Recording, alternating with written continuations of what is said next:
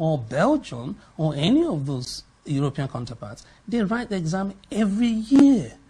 And your next year is absolutely dependent on the performance you have this year.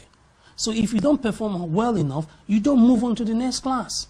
It's not negotiable.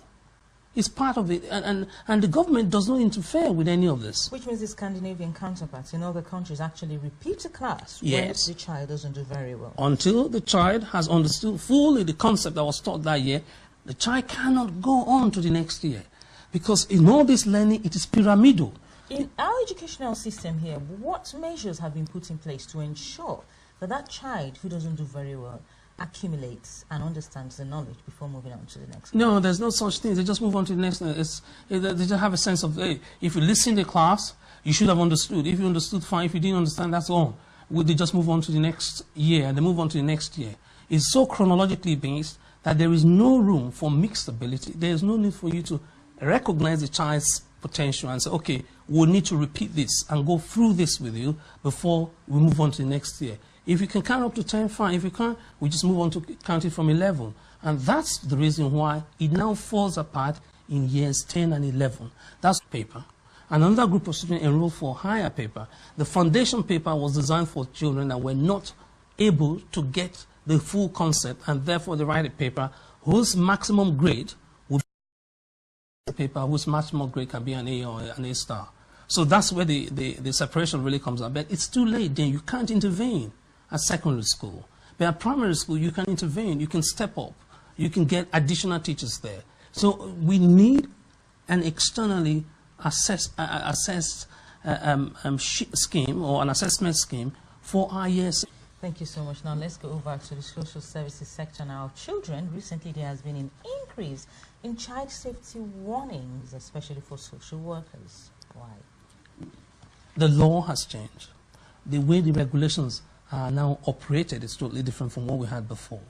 And then there's a stringent interpretation now of what is regarded as child abuse, child molestation, and what any child, because right before now, the complaints of the child was taken as trivial, but now the regulations come in so strongly that you have to take every complaint seriously, investigate, and if there are any traces at all, if there is any hint of abuse, then you bounce in and you make sure that the law, the course of the law goes through. So the way the law was seen originally is different from the way the law has been seen now. Not that there are new rules, and then the baby P incidents completely blew the whole thing out.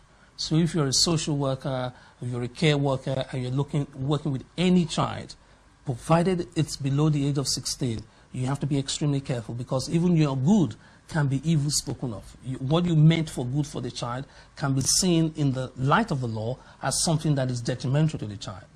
So care has to be taken, and a few politically correct individuals have come in and they've stretched it beyond any form of, beyond what the law ever meant it to be or interpreted it to be, or it was the expectations of the law have completely gone through the window. So we now have a group of people that have or we don't want another baby P. So if there are scratches on the arm, we say, come in, what happened, did you fall, who said what did you see, how did you see it, and the child is almost turned into a potential witness for a case that would be the case for persecution against the parent. And that does not bring in the love, the natural love that should exist between the child and the parent. If anything, it feels suspicion. You cannot commercialize what everybody needs. So if you're commercializing it, it means that you're not just responsible, you are now trying to resegregate the society, you're trying to reclassify the society on the basis of access to knowledge. And if access to knowledge is denied, there's going to be a skewed development in our community. And so some children that have money will be able to buy the knowledge, others that don't have money will then live in ignorance. And ignorance is not bliss. Ignorance is disastrous if you look at tomorrow, because these are the potential leaders for tomorrow. So you have to come clean and say, I don't want to impose any tuition fee. B, I'm not going to review the tuition fee. C, if anything, I want to abolish it, like leave them have come and say, we want to abolish it, and we want to make sure that no child is deprived of the benefit, or in fact the right to education. no child is deprived of the right to development. Because if you are talking about mental development, you must look at the skills that the child can acquire in the process of doing a degree and how beneficial those skills are going to be for a lifetime to the child. And if that child is denied that, look at the consequences. Thank you so much, Dr. Krishna. We're running out of time and we have to go. We look forward to having you again on Education Talk.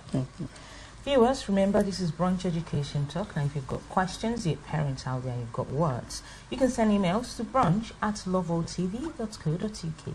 In the meantime, enjoy the rest of our programs on Loveworld TV, Sky Channel 588.